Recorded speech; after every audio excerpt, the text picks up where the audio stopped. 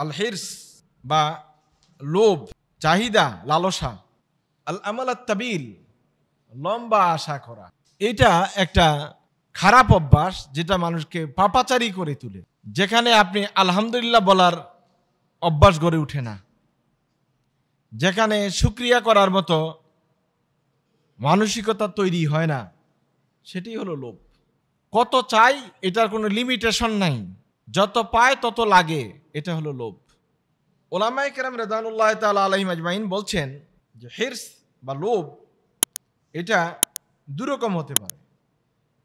এক নম্বর হলো কোনো ভালো কাজ বা সৎ কাজে লোভ করা, চাহিদা বাড়িয়ে দেওয়া। আরেকটা হলো কোনো অসৎ কাজ বা খারাপ কাজে লোভ বাড়িয়ে দেওয়া। আবার হালাল কাজেও যেটা প্রয়োজন নেই অতিরিক্ত মাত্রায় লোভ করা, এটাও শরীয়ত অনুমোদন দেয়নি। এক নম্বর বিষয় হলো ভালো কাজে লোভ করা, আশা করা, মাত্রা বাড়িয়ে দেওয়া, এটা খুব ভালো কাজ। সেটা কেমন? এটাকে শরীয়তের ভাষায় বলা হয়েছে আল হিরসুল মাহমুদ, প্রশংসনীয় লোভ বা চাহিদা। সেটা হলো ধরেন আল্লাহ সুবহানাহু ওয়া তাআলা যা নিষেধ করেছেন তা থেকে নিজকে বাঁচিয়ে রাখার সর্বোচ্চ চেষ্টা করা, এটার প্রতি একটা আলাদা টান থাকা, লোভ থাকা, এটা ভালো।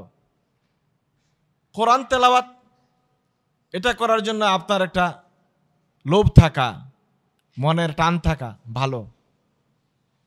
তলবে ইলম করা, কিছু জানা শোনা শেখার জন্য, দিন জানার জন্য আপনার মনের একটা টান থাকা, রাত জেগে কিতাবপত্র পড়ার অভ্যাস করা, ভালো কাজ। তালিম ও তাআল্লুমের সাথে থাকা, নিজে পড়া, অন্যকে পড়ানো, শেখানো, এই কাজে সময় দেওয়া, ভালো কাজ। সাদাকাতুন ফি সাবিলিল্লাহ, আল্লাহর রাস্তায় দান করার জন্য আপনার মনের একটা আকুতি থাকা, ভালো কাজ। এই সকল ভালো কাজের দিকে যদি আপনার মনের টান থাকে, রূপ থাকে, উলামায়ে কেরাম রিদওয়ানুল্লাহি তাআলা আলাইহিম আজমাইন এটার ভূয়সী প্রশংসা করেছেন। এটা আপনার ঈমানের পরিচায়ক। আপনি যে একজন খাঁটি ঈমানদার, এটার পরিচায়ক হলো এই ভালো জিনিসগুলির প্রতি আপনার লোভ থাকা, ভালোবাসা থাকা, টান থাকা। প্রকান্তরে খারাপ কাজের প্রতি তো কিছু পাপী লোকদের টান থাকে, এটা থাকাই স্বাভাবিক। কিন্তু কাজটা পাপের নয়, কাজটা হালাল। কিন্তু এই কাজটা দুনিয়াবি এত ব্যস্ততা বাড়িয়ে দেয়, আপনাকে আল্লাহ বিমুখতা থেকে সরিয়ে দেয়, এটা করতে উলামায়ে কেরাম নিষেধ করেছেন। ধরুন হালাল পথে টাকা ইনকাম করা, এটা খারাপ না, ভালো। কিন্তু এটা যদি এমন হয় যে হালাল পথে টাকা ইনকাম করতে করতে আপনি আসরের নামাজ জামাতে পড়তে পারেন না, তাহলে এই হালালের কোনো দরকার নাই, এটা হারামের কাছাকাছি। আপনি ব্যবসা বাণিজ্য করেন, এটা সুন্নাহ, ভালো কাজ। কিন্তু ব্যবসা বাণিজ্যে এতটাই মাশগুল হয়ে গেছেন যে আপনি রীতিমতো নামাজ রোজা আদায় করার মতো সময় আপনার হাতে নাই, তাহলে এই ব্যবসা বাণিজ্য আপনার জন্য হারাম। কাজটা হালাল ছিল, কিন্তু যেহেতু এটা আপনাকে অনেক ভালো কাজ থেকে, ইবাদত থেকে, আল্লাহমুখিতা থেকে ফিরিয়ে নিয়েছে, সুতরাং এটা এখন আর আপনার জন্য হালাল নাই। এটাই লোভ। একজন মানুষ বাঁচার জন্য কি লাগবে? সকাল বিকাল 2টা রুটি লাগবে, 2 গ্লাস পানি লাগবে বা 4 গ্লাস পানি লাগবে, এর বেশি আর কিছু লাগে না।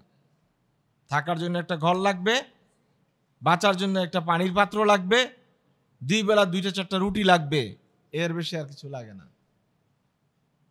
হালাল পদ্ধতিতে আমরা যেভাবে আছি অনেক ভালো আছি, কিন্তু এর বেশি করাটাই হলো লোভ। উলামায়ে কেরাম রিদওয়ানুল্লাহি তাআলা আলাইহিম আজমাইন এজন্য হালাল পদ্ধতিতেও অতিরিক্ত কিছু করাকে পছন্দ করতেন না, কারণ এটা মানুষকে দুনিয়ামুখী বানায়, আল্লাহ তাআলার তাকওয়া থেকে মানুষদেরকে ফিরিয়ে নেয়। আর এই কাজটা কোনো মুসলমানের কাজ না। কোনো বিষয়ের প্রতি, দুনিয়াবি জিনিসের প্রতি লোভ করা, এটা কোনো ঈমানদারের কাজ না। কারো গদির লোভ, কারো ক্ষমতার লোভ, কারো টাকার লোভ, এক একজনের লোভ এক এক রকমের। সিস্টেম এক এক রকমের। কারো জায়গা সম্পত্তি কেনার জন্য লোভ। এই সকল লোভেই ইসলাম অনুৎসাহিত করেছে, নিরুৎসাহিত করেছে, কারণ এগুলো তাদেরকে ধীরে ধীরে পাপ কার্যের দিকে নিয়ে যায়, আল্লাহ মুখিতা থেকে, আল্লাহ বিরুদ্ধ থেকে আল্লাহ বিদ্রোহী হিসেবে তৈরি করে। একটা কাজের জন্য হাজারো কাজের অপরাধের উৎস খুলে দেয়। ব্যবসা করা ভালো কাজ, কিন্তু অন্যের জমি চতুর্দিক দিয়ে কিনে মধ্যখানে জমি আটকাইয়া অথবা মানুষ খুন করে জায়গা দখল করা, এটা ভালো কাজ না। এটাই হলো লোভ। ভূমিদস্যু তৈরি হওয়া, এটা ভালো কাজ না। ভূমি ক্রয় বিক্রয় করে, এটা হালাল। কিন্তু ভূমিদস্যু হয়ে সরকারি খাস জায়গা, আরেকজনের দলিলের জায়গা, বাপদাদার দিনের জায়গা আপনি জোর করে দখল করে নিয়ে একোয়ার করে চতুর্পাশে জায়গা ভরাট করে তাকে আটকাইয়া বন্দুক দেখে জায়গা দখল করে বিক্রি করে দিলেন, আপনার হাউজিং তৈরি করলেন, এটা হারাম কাজ। এটাই লোভ। এবং এই কাজটা সম্পূর্ণ মুশরিক আর ইহুদিদের কাজ। আমি বলছি না, আল্লাহ তাআলা বলছেন। এইভাবে লোভ করাটা কোনো মুসলমানের কাজ নয়। মুসলমান হবে তার মৌল মানবিক চাহিদা মোটামুটি পূর্ণ হওয়ার পরে সে স্টপ হয়ে যাবে। মৌল মানবিক চাহিদা পূর্ণ হওয়ার পর সে আর অতিরিক্ত কিছু করতে চাইবে না। এটা হলো মুসলমানের চরিত্র। থাকার জন্য একটা বাড়ি চাই, জায়গা চাই, ব্যবহারের জন্য একটা গাড়ি চাই, চলার জন্য একটা ব্যবস্থা চাই, ব্যবসা চাই, এর বেশি আর দরকার নাই। আল্লাহ রাসূল সাল্লাল্লাহু আলাইহি ওয়াসাল্লাম হাদিসে এই কথাগুলো উল্লেখ করেছেন। আল্লাহ তাআলা বলেন, ইহুদি এবং মুশরিকরা প্রথম বড় লোভ হলো 1000 বছর বেঁচে থাকার লোভ। যে বেঁচে থাকার একটা চাহিদা, লোভ, আশা, এটা ইহুদি এবং মুশরিকদের কাজ। এটা কোনো মুসলমানের কাজ নয়। কেন? মুসলমান যতদিন হায়াত আছে আলহামদুলিল্লাহ, না থাকলেও আলহামদুলিল্লাহ। এই কারণে যে মুসলমান মনে প্রাণে বিশ্বাস করে, ইমানদার মনে প্রাণে এটা বিশ্বাস করে যে আমার মৃত্যু না হওয়াটাই হলো আল্লাহ তাআলার সাথে আমার দেখার জন্য বড় বাধা। আখিরাতের জিন্দেগিতে আল্লাহ তাআলার কাছে চলে যাওয়ার সবচেয়ে বড় বাধা হলো আমার মৃত্যু না হওয়া। এই কারণে একজন ইমানদার দুনিয়াতে শত শত বছর, 1000 বছর বেঁচে থাকার তামান্না করে না, আশা করে না। এটা করে ইহুদি এবং খ্রিস্টানেরা। যে হায়াতের প্রতি লোভ, অনেক দিন বাঁচা দরকার, এটা করবে মুশরিকরা এবং ইহুদিরা। আল্লাহ সুবহানাহু ওয়া তাআলা বলছেন, কুল ইন কানাত লাকুমুদ দারুল আখিরাতু ইনদাল্লাহি খালিসাতাম মিন দুনিন নাস। যদি তোমাদের এই সৎ সাহস থাকে, তোমরা এটা বলতে পারো যে মানুষের কাছে নয়, আল্লাহ তাআলার কাছে তোমাদের জন্য রয়েছে বিশাল প্রাপ্যতা। এই কথা যদি তোমরা মনে প্রাণে বিশ্বাস করো, ফাতামান্নাউল মাউত, তাহলে ইহুদিদেরকে আল্লাহ তাআলা বলছেন, মুশরিকদের বলছেন, তোমরা মৃত্যু কামনা করো। কারণ আল্লাহ তাআলার কাছে তোমাদের যদি প্রাপ্য থেকে থাকে, সেখানে তোমাদের জন্য আল্লাহ তাআলা পুরস্কারের ব্যবস্থা করে রাখেন। দুনিয়াতে থাকার দরকার কি? চলে আসো আল্লাহর কাছে, ফাতামান্নাউল মাউত। এই সৎ সাহস থাকলে মৃত্যু কামনা করো। ইন কুনতুম সাদিকিন, যদি তোমরা তোমাদের বক্তব্যে সত্যবাদী হয়ে থাকো, তোমাদের দাবিতে সত্যবাদী হয়ে থাকো। আর আল্লাহ তাআলা বলছেন, ওয়ালা ইয়াতামান্নাউনাহু আবাদা, কখনোই না, কোনোদিনই না, তারা এটা কখনোই কামনা করবে না। কি কামনা করবে না? মৃত্যু কামনা করবে না। কেন কামনা করবে না? বিমা কাদ্দামাত আইদিহিম, কারণ তারা জীবনে যে সমস্ত কাজ করছে এটি তাদের জানা আছে। এই কাজ করে আল্লাহ তাআলার কাছে গেলে ভালো কিছু পাওয়ার কোনো সম্ভাবনা নাই, এটা একেবারে ক্লিয়ার কাট জানে। এজন্যই তারা কখনো মৃত্যু কামনা করবে না। আল্লাহু আলিমুম বিজ্জালিমিন, আর আল্লাহ তাআলা জালেমদের ব্যাপারে সম্যকভাবে জ্ঞাত আছেন। এখন দেখুন হাদিস, বুখারী কিতাবুল মাগাজি, রাসূলুল্লাহ সাল্লাল্লাহু আলাইহি ওয়াসাল্লামের এক সাহাবীকে সামনে কিছু খেজুর ছিল, তিনি এগুলো খাচ্ছিলেন। অতঃপর তিনি জিজ্ঞেস করলেন, ইয়া রাসূলুল্লাহ, আমি যদি এখনই শহীদ হয়ে যাই তাহলে কি আমি জান্নাতে যেতে পারবো? আল্লাহ রাসূল বলেন, হ্যাঁ, অবশ্যই তুমি জান্নাতে যাবে। কোন কোন রাওয়ায়াতে ভিন্ন কথাও আছে, এই সাহাবী এক ওয়াক্ত নামাজ পড়ারও সুযোগ পান নাই, তিনি মাত্রই ঈমান গ্রহণ এনেছেন এবং জিহাদে অংশগ্রহণ করেছেন। এবং তিনি বললেন, ইয়া রাসূলুল্লাহ, আমি যদি এখন মৃত্যুবরণ করি তাহলে আমি কি জান্নাতে যাব? বলে যে হ্যাঁ, তুমি জান্নাতে যাবে। তখন সাহাবী তার হাতে থাকা বাকি খেজুরগুলো আর খাইলেন না, এগুলো ছুঁড়ে ফেলে দিলেন এবং বললেন, যদি আমি এখন শহীদ হয়ে জান্নাতেই চলে যাই তাহলে দুনিয়ার এসব খেজুর খেয়ে আর সময় নষ্ট করার কোনো প্রয়োজন নেই। এইটাই হলো আল্লাহ তাআলার কাছে যাওয়ার প্রতি তার লোভ, তার বিশ্বাস। এই বিশ্বাস কোনো ইহুদি এবং মুশরিকদের মধ্যে কখনোই জন্মানোর সুযোগ নাই। আল্লাহ তাআলা বলছেন, ওয়ালা তাজিদান্না আহরাসান নাসি আলা হায়াতিন, তোমরা অবশ্যই পাবে সবচেয়ে লোভী দুনিয়ার জীবনের উপর। কাদেরকে? ওই ইহুদিদেরকে। মাসালুল লাযীনা আশরাকু ইউয়াদ্দু আহাদুহুম লাউ ইউআম্মারু আলফা সানাহ, যারা শিরিক করে তাদের চাহিদা হলো তারা যদি 1000 বছর এই দুনিয়াতে বাঁচত। লাউ ইউআম্মারু আলফা সানাতিন ওমা হুয়া বিমুজাহজিহি মিনাল আযাব আন ইউআম্মার। আল্লাহ তাআলা বলেন, যতই হায়াত পাও আল্লাহ তাআলার আযাব থেকে পরিত্রাণের কোনো সুযোগ নাই। মনে করুন 1000 বছর বাঁচলে এরপর মারা গেলে বুঝি আল্লাহ তাআলা তোমাদেরকে শাস্তি দিবেন না। আল্লাহু বাসীরুম বিমা ইয়ামালুন, তোমরা যা করো আল্লাহ রাব্বুল আলামিন তা গভীরভাবে অবলোকন করেন। সূরা আল বাকারার এই আয়াতগুলোতে, আয়াতে 96 নম্বর আয়াতে আল্লাহ সুবহানাহু ওয়া তাআলা মুশরিক এবং ইহুদিদের দুনিয়ার জীবনের প্রতি লোভটা উল্লেখ করেছেন। আমি কোনো ধর্মীয় গোষ্ঠীর কথা উল্লেখ করছি না, কিছু কিছু মানুষকে আপনারা দেখবেন গদির মধ্যে বসে পিঠ বাঁকা হয়ে গেছে। কিছু কিছু সম্প্রদায়ের লোক ব্যবসা বাণিজ্য করে গদির মধ্যে বসতে বসতে পিঠ কুজু হয়ে গেছে, বাঁকা হয়ে গেছে। সারাদিনে একবেলা ভালো করে খাওয়ার সুযোগ পায় না। কেন? ব্যবসায় ক্ষতি হয়ে যাবে। আহরাসান নাসি আলা হায়াতিদ দুনিয়া, দুনিয়ার জীবনের উপর সবচেয়ে বেশি লোভী। এক কাপ চা খেয়ে দিন কাটিয়ে দিয়েছে, ব্যবসায় যেন কোন রকমের ঘাটতি না হয়। এরকম লোক আছে না নাই? আল্লাহ সুবহানাহু ওয়া তাআলা বলছেন, এই 1000 বছর বাঁচার আশা, দুনিয়ায় বেশি দিন টিকে থাকার, বেঁচে থাকার যে লোভ, এটা কোনো মুসলমান করে না, এটা ইহুদি এবং মুশরিকরা করে। তাহলে আপনি যদি দুনিয়ায় 1000 বছর বাঁচার ইচ্ছাই না পোষণ করেন, তাহলে আপনি অবশ্যই দুনিয়া লাভের জন্য বাকি পাপ কাজগুলোতে নিমগ্ন হওয়ার কোনো কারণ নাই।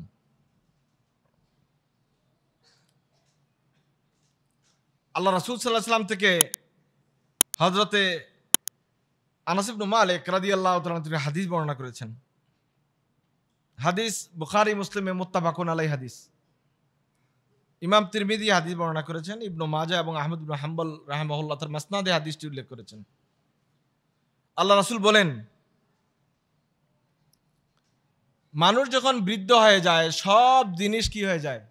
দুর্বল হয়ে যায়।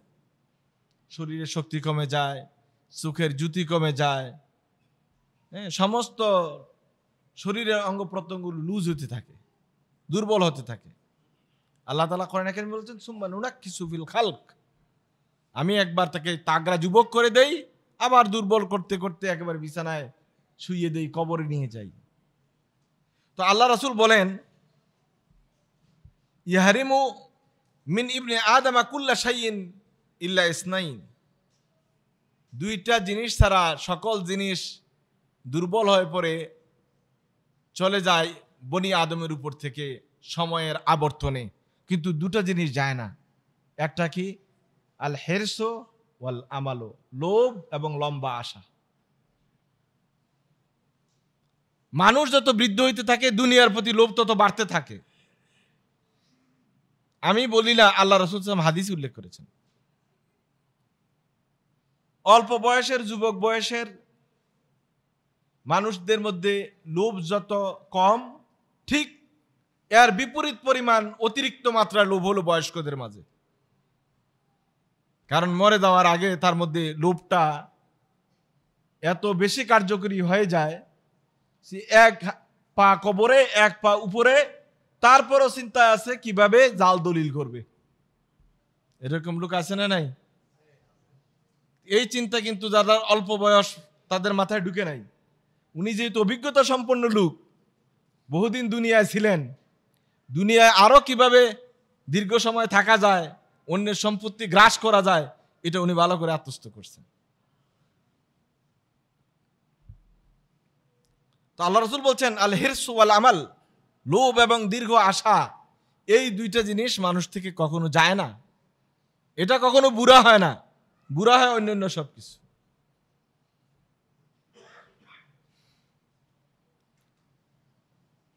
ইমাম আলবানী রাহিমাহুল্লাহ সহিহুল জামে গ্রন্থে একটি সহিহ হাদিস বর্ণনা করেছেন।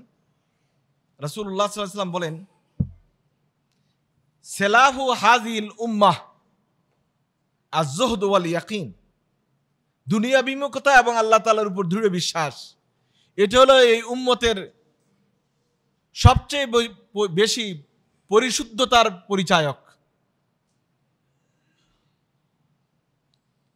তবে আল্লাহ রাসূল বলেন, ওয়া হালাকু আখিরি হাদিহিল উম্মাহ, এই উম্মতের শেষ দিকে এসে উম্মত ধ্বংস হয়ে যাবে দুটি কারণে, আল বুখলু ওয়াল আমালু, কৃপণতা এবং দীর্ঘ আশা, আরো চাই আরো চাই, আর কৃপণতা, এই দুইটা জিনিস এই উম্মতের শেষ ভাগের মানুষগুলোকে ধ্বংস করে দেবে। এই দুইটা জিনিস আমাদের মাঝে ধীরে ধীরে এমনভাবে আমাদেরকে চেপে বসছে যে আমরা কিন্তু এই দুটো বিষয়ে কাজে মুবতালা হয়ে গেছি। এটা ছিল একটি বিষয় যেটা আল্লাহ তাআলা কোরআনে উল্লেখ করেছেন, ইহুদিরা এবং মুশরিকরা তারা হবে জীবনের প্রতি সবচেয়ে বেশি লোভী, হায়াত বাড়তে হবে, দীর্ঘদিন থাকতে হবে। আর 2 নম্বর বিষয় কি? আল হিরসু আলাল মাল, সম্পদ জমানোর প্রতি লোভ।